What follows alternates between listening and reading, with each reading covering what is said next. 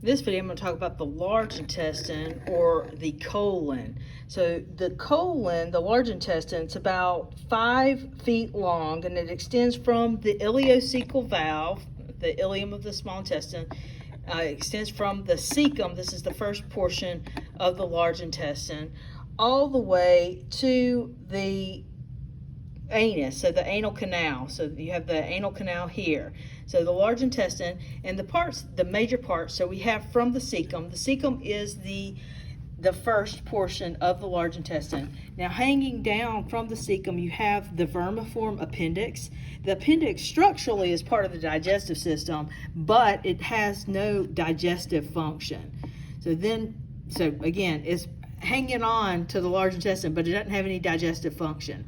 Then from the large intestine, from the cecum, the large intestine will ascend up the right lateral wall of the abdominal cavity. This is the ascending colon. And then it'll take a 90-degree turn here in the area of the liver. So the liver is lifted up here, it would sit down. This is the hepatic flexure, also called the right colic flexure. And then the large intestine will extend, it'll transverse across the abdominal cavity. This is the transverse colon.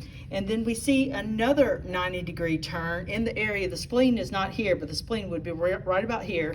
This is called the splenic flexure, or the left colic flexure. And then the colon will descend down the left lateral wall of the abdominal cavity. This is the descending colon. And then the terminal portion of the large intestine is called the sigmoid colon. It sort of forms like an S shape. It's a sigmoid colon. And then you would come into the rectum.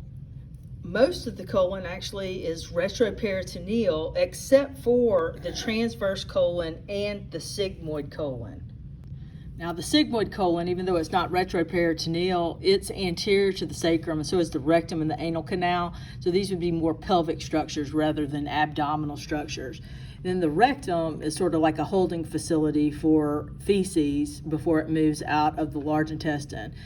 In the large intestine, the major function is going to be propulsion. You do have some absorption of water and vitamins, and so you're going to have compaction of undigested foodstuff, and then the removal as feces, defecation. Now here we have the anal canal, and here you can see the internal anal sphincter, which would be smooth muscle, and then the external anal sphincter, which would be skeletal muscle.